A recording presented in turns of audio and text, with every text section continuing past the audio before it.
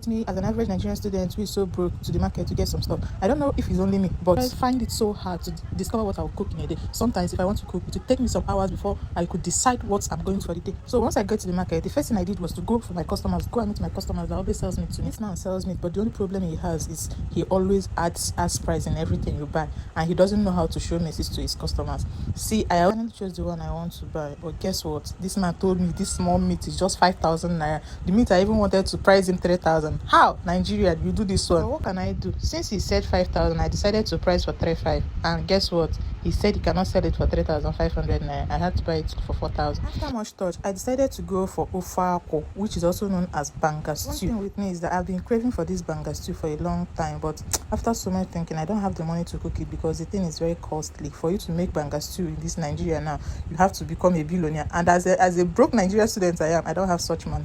I've been eating only stew for long. So I decided to prep this ofe akwu today after so much thinking on what to cook and what not to cook. So the next thing I did is to add water, wash it thoroughly. I had to wash this thing like 3 times before I was able to put it in my pot for boiling.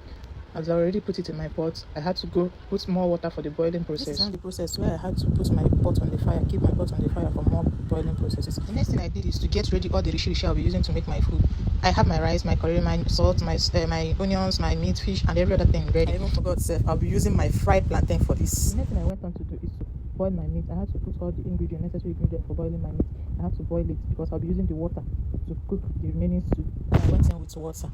Now my akwu is boiling and ready for pounding. So the next thing I did is to set a pot and add water I'll be using to wash off the akwu that I pounded, because I was taught at home that once you finish pounding your akwu, you have to use hot water and rinse it. Give you the proper separation. I have gone in with my hot water. The next thing I did is to add my cold water. After adding the cold water, I have to use my hand to separate the chaff, the seed, and the water to give it a proper good sieving. So once I'm done, I have to sieve out the chaff using a sieve. So once I'm done, I have to put it in my pot to boil so that I can add all the rishi that I'll be using for my cooking. Firstly, I went in with my meat stock. After my meat stock, I had to go in with my stockfish.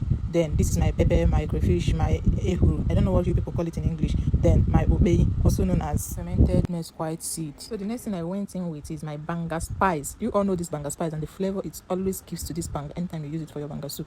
Oh, it's so delicious. I can even perceive the aromas I'm cooking it. Like, you people should come and bring your spoon and plate too, because once this food is ready, now to just dive the food. I don't know if other people use this curry leaf for their banga soup stew, but this is one flavor that I love to add to my banga soup, because there's this kind of taste it actually gives, and this flavor it usually gives to the stew.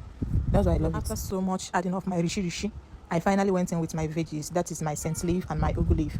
So that's the final process. Before I went in with my salt, the final thing I added in my stew. Can't you see the look? It's giving. Better get your spoon and your plate ready because it's going down. And this is the final outcome. Thank you. Bye. See you.